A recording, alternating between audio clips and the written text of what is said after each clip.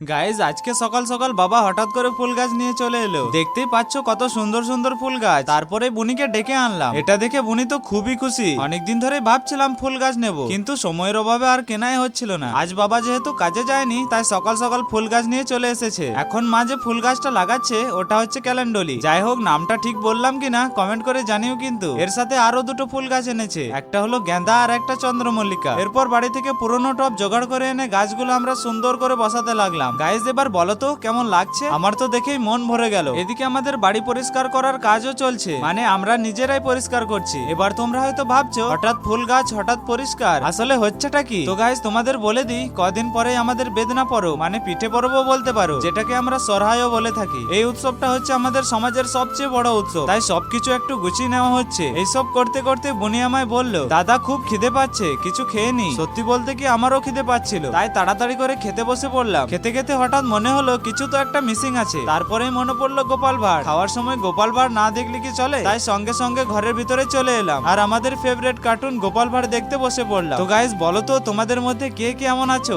যারা খাওয়ার সময় গোপাল ভাঁড় দেখো? কমেন্ট করে জানিও কিন্তু।